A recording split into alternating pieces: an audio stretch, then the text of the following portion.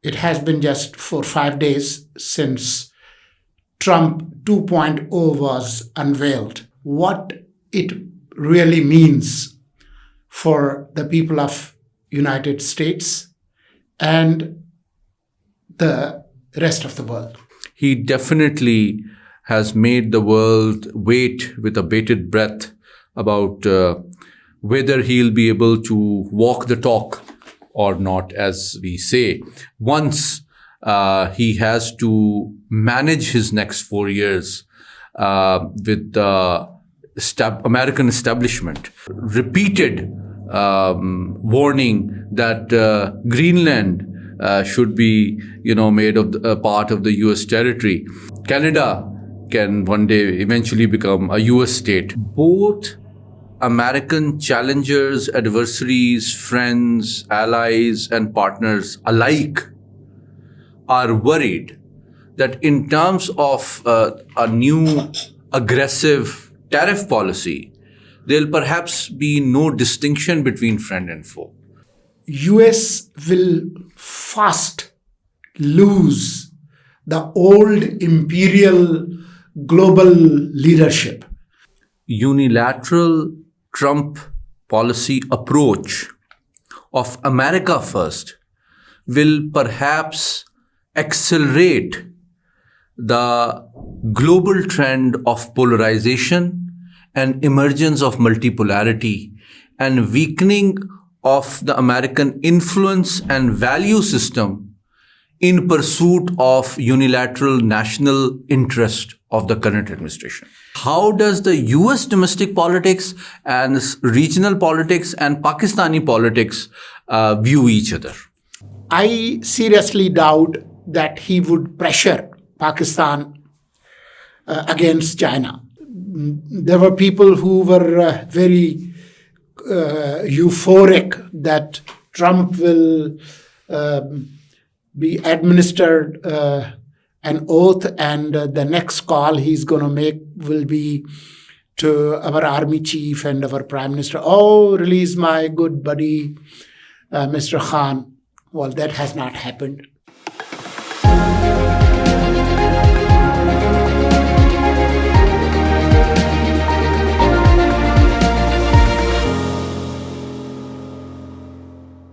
With a fresh episode of The Weekend, I am Murtaza Solangi.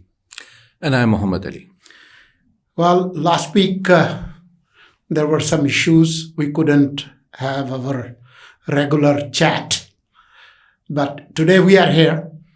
And as you know, it has been just 5 days since Trump 2.0 was unveiled. So why don't we talk about what it really means for the people of United States and the rest of the world? What has happened? Murtaza, thank you so much. Definitely, Mr. Trump must be credited with starting his second innings on a very exciting note. He cannot be blamed for making US politics and policy boring and predictable. So true to his reputation and tradition, he used the opportunity of his first address as well as his recent interaction at the World Economic Forum to share his ideology, his agenda, his policy preferences, his warnings to challengers and competitors, and some sort of snap on the wrist to the allies and partners as well. So I will start by saying that he definitely has made the world wait with a bated breath about whether he'll be able to walk the talk or not, as we say. Once he has to manage his next 4 years with the American establishment. So let's see if he can actually deliver what he has promised in his election campaign. More specifically, we can look at 3-4 of the most important and critical aspects of his emerging policy agenda. In terms of foreign policy approach, the most significant trend that one can immediately recognize, unlike any of his predecessors, is that despite being the preeminent superpower of the world, Trump will perhaps recover and repair American statecraft from reducing its dependence on hard power and relying more on economic coercion as the main instrument of US policy to punish challengers and adversaries, and also force allies and partners to follow the US policy line. That is the first aspect. And you can instantly recognize that even NATO has been warned that they need to pull up their socks and make a more substantive economic contribution towards the European security and not depend too much on the US. In fact, he used the opportunity at the World Economic Forum to warn NATO that it seems that the only US is offering security commitment to Europe while not expecting anything in return from the Europe. Secondly, a very interesting aspect, which I'm sure you must have noticed, is the renaming of the Gulf of Mexico into Gulf of America, and also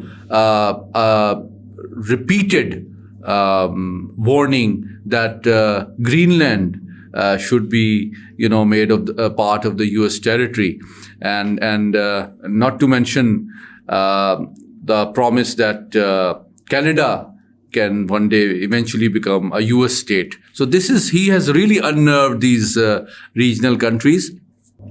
However, in terms of defense, the most significant thing is that he has demanded NATO, and which means Western Europe, to make a more substantive financial and military commitment towards collective security and not expect too much from the Americans.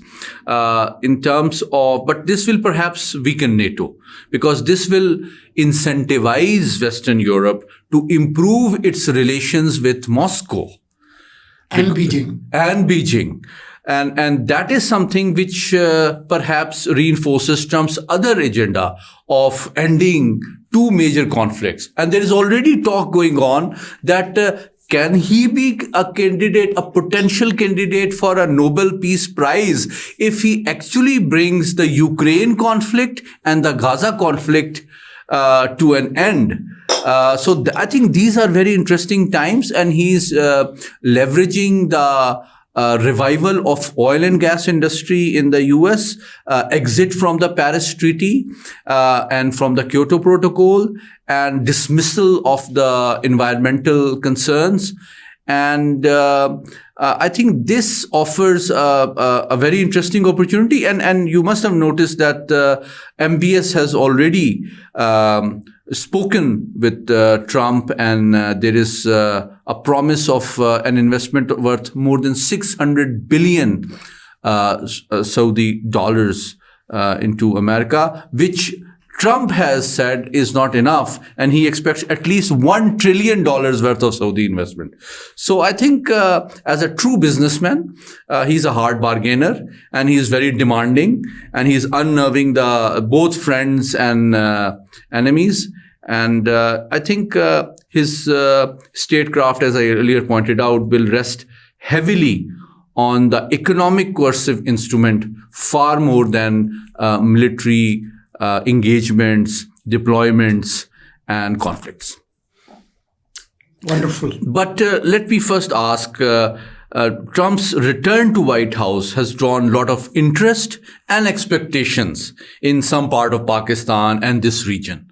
What's your take on that how does the US domestic politics and regional politics and Pakistani politics view each other?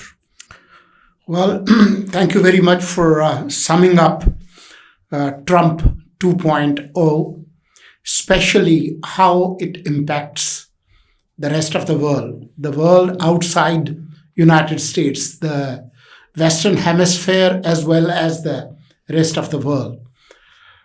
You rightly summed up how things are reshaping, if you will. It looks like he has nothing to lose. Indeed. These next 4 years, legally and constitutionally speaking, he can't run for an office of the presidency after this one. According to US Constitution, you can either have 2 terms consecutively or Indeed. apart, as has been this case. To me, it looks like he is a divider at home and divider in the rest of the world. He's unleashing too many forces. And while he is appeasing and playing the base, the rightist conservative base, but he is unleashing a lot of forces at home as well as abroad. At home, he's pitted against the LGBT community, the gays and lesbians, pro-abortion lobbies, the social safety net sectors, The immigrants. the immigrants. Yes.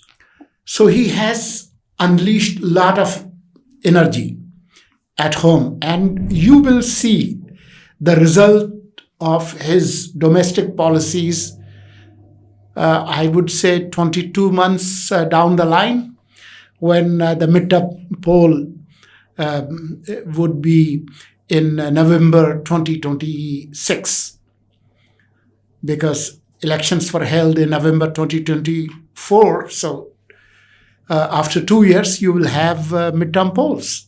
So you will see the result of this. But let me ask you a follow-up question. While on one hand, he is relying heavily on the support of the right, he is also very close to the technology czars of the Silicon Valley. So this admix of ideological support from the conservative ranks and the technological and monetary support from the Silicon Valley presents a very interesting policy agenda and approach. Does this add up? Because on one hand, if you are ideologically critical towards immigration, the Silicon Valley heavily relies on the talent and ideas of the immigrants in order to sustain themselves, their profitability, and their superiority across the world. What's your perspective on that? Well, that's the trouble at home for Trump himself. You are hearing anti-immigration voices within Trump's camp. There was a heated debate on this issue on HB1, this work visa, because the tech industrial complex, they rely on skilled and super skilled labor wherever it comes from. Indeed. And these, what Biden has rightly called it, a tech joint industrial complex. That shows when you saw the inauguration ceremony. Indeed. You could see Trump was surrounded by these tech billionaires. I think the tech czar's proximity to Mr. Trump is seconded only by his own family members. Exactly. Even the top people who Yes. who would be assuming cabinet positions were pushed afar. Yes. So that is the paradox, and how it will play out, because the sons and daughters of blue collar workers. They also dream to be part of that, tech paradise. And there are a lot of angry voices coming from within. But what I would say is there's, in if you look at today's Pakistan and you talk about the extreme polarization, this would look nothing compared to what polarization is taking birth in United States, because few months or maybe a year down the line, United States of America would give a look of divided states of America. I think Mr. Jaishankar has already mentioned yesterday that India will be willing to take back thousands of illegal immigrants as a preemptive olive branch to sort of pacify Trump administration. But let's see whether it works. But it's not just about immigration. It's also about trade wars. It's about tariffs. So, you don't know what streams of energy you are unleashing, but let me both inside and outside the US. But let me make one observation on this, that it seems that both American challengers, adversaries, friends, allies, and partners alike are worried that in terms of a new aggressive tariff policy, there'll perhaps be no distinction between friend and foe. The Americans, the Canadians, the NATO allies and partners are as worried about tariff increases as is China. True. And that's where a new situation would be created, where US will fast lose the old imperial global leadership, because when everybody is there for themselves, then every country has to protect their interests. So those global alliances and multilateralism will take a backseat. I think that's a very important point that you have made. That's why they are getting out of WHO and other. Yes. It would create a situation where you might hear voices coming from Europe and rest of the world. If this United Nations and United Security Council cannot enforce its decisions, maybe it's a time to move out of New York and go somewhere else and create a new multilateral forum where there is no veto powers. There is democratization of international relations. Those voices would get louder because of this unilateral agenda. I mean, everybody talks, Trump is a peacemaker, he's a businessman, of course. But his policies on Israel means decimation of Palestinian homes and bodies and souls. While he is talking about peace, he's not talking about peace with Iran. And while you are going gung-ho on trade wars, it will open up new opportunities for both Beijing and Moscow and European countries. I think you've said something very profound at the systemic level, because it seems that the unilateral Trump policy approach of America first will perhaps accelerate the global trend of polarization and emergence of multipolarity and weakening of the American influence and value system in pursuit of unilateral national interest of the current administration. And we also talked about the conflict. Indeed. the paradox. While the tech billionaires who don't believe in nation states, Yes. they Yes. they just consider these countries as networks where they Yes. you know, or clients. engage. Exactly. Or part of their global supply chain. Exactly. And the right wing conservatism, which says, oh, we have to live in the shadows of white Anglo Saxon old empire, the old boys' networks, there is a conflict within. So we'll see how it plays out. So republicanism is fighting Americanism. Yes. Or Pax Americana. Exactly. So, but, So we'll see. I want to ask you, what does this mean for South Asia and Pakistan? Initially, if you could briefly comment on what it means for South Asia, because India also has significant concerns despite their close proximity with Washington. India is part of BRICS, and guess who has been threatened by Trump? Trump did threaten BRICS. Indeed. Yes. And it did not distinguish India. Exactly. Yes. So, as I have read and talked to some people, many believe that Trump would stick to the isolationism of President Hoover and Monroe Doctrine, Yes. where US will limit itself to dominating the Western Hemisphere and forget the rest of the world. So this opens up new opportunities and thinking, even for India. Indeed. If, they don't give a damn about our part of the world, then every country has to look for their own national interests.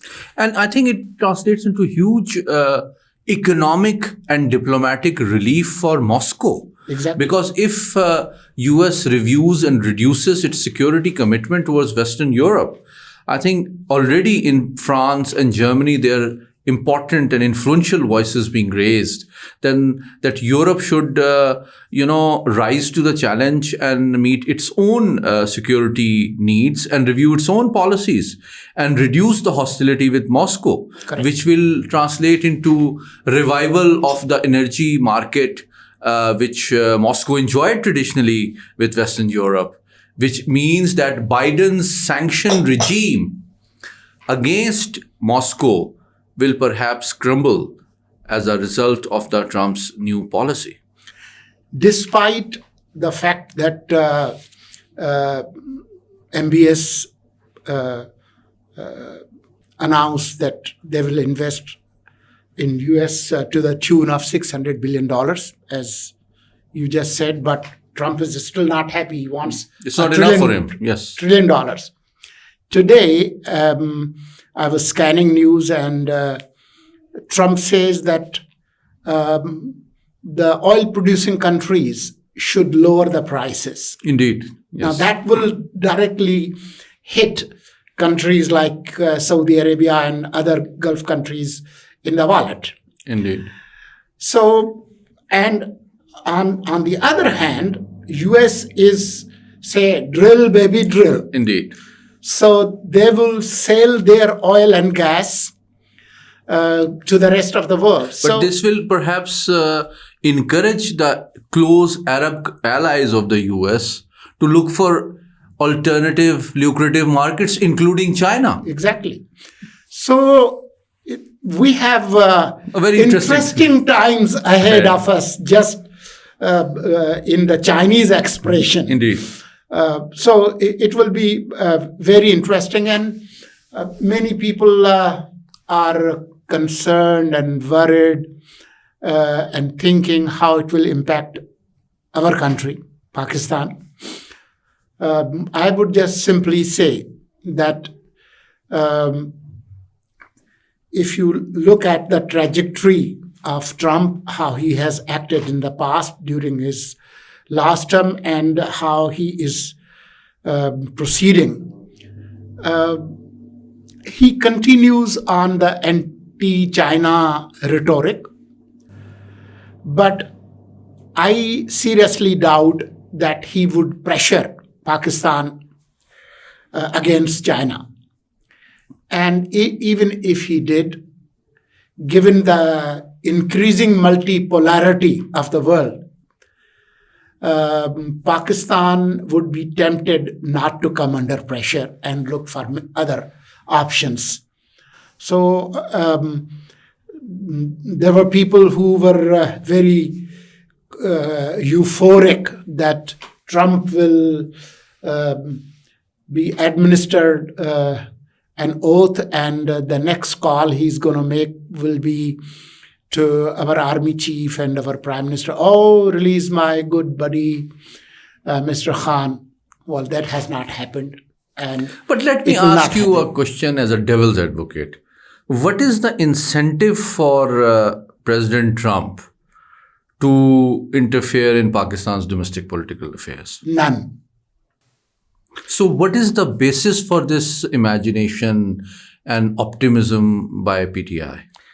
Well, since some of our Pakistani Americans living there in different states, which is a very small number, have donated to Trump campaign, and some of Republican congressmen and senators.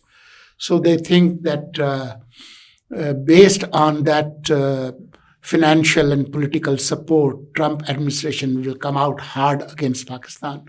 This is very childish, infantile, and very, immature on their amateurish on their part. But I think there was a small briefing which was recently organized by PTI activists, vloggers, and commentators, not any PTI office bearer per se, in a building close to the U.S. Congress. You and I have both worked. Revan building, yes. We have worked very close to the U.S. Congress building. We used to go there. Absolutely. We used to go there sometime for lunch as well.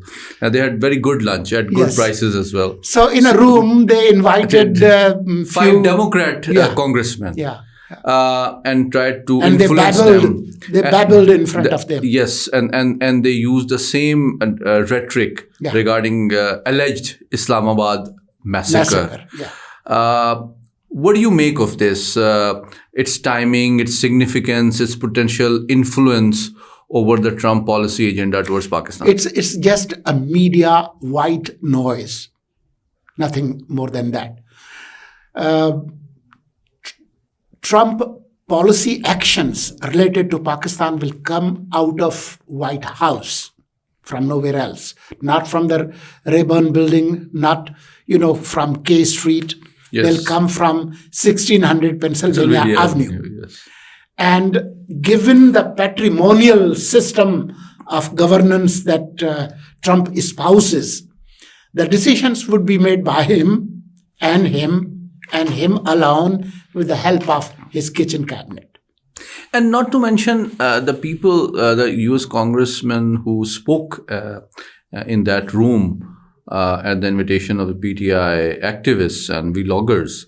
They were mostly from Democrat camp, which I'm sure do not command any influence, leverage, or respect in the White House anymore. So that perhaps also provides an evidence that the influence, the ability to cultivate them, engage them, the Republicans has not worked with PTI, and they are perhaps not taking them seriously. Even though you would see here and there some senator or some Congress man from Republican Party giving a statement or posting something on X in support of freeing Imran Khan. That's not a policy action. That's a media posture to appease some of their electorate. But other than that, what is the leverage of U.S. government against Pakistan? Our economic and military aid is almost next to negligible.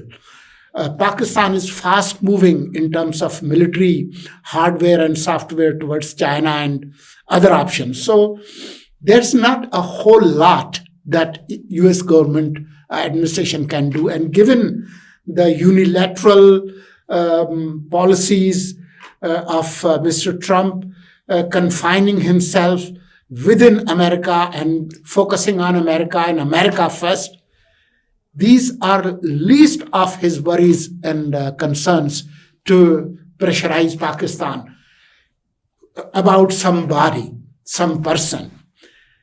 Whenever there's a conflict, strategic conflict between Pakistan and US on some major issue that hurts Americans, then you can see some pressure coming up our way. But other than that, this is just white noise and it won't affect US-Pakistan relations. So you are saying that the future of PTI and its founder does not depend on Mr. Trump? It doesn't. And in this room, before this microphone, I have said it time and again that the only relief he can get and his party can get is if they adopt political approach. Mr. Khan is not acting as a politician. Sometimes he tries to sound like Che Guevara and Vladimir Ilyich Lenin. He is not a revolutionary, and his party is just run-of-the-mill political party as other parties are. So we have seen a series of failures, and now you will see more failures if he adopts this path. Mr. Solangi, thank you so much for joining us on another very informative discourse on what goes around the world and what it means for all of us. Viewers, thank you so much for joining us. Please keep watching this program and don't forget to share your feedback and suggestions. Thank you so much.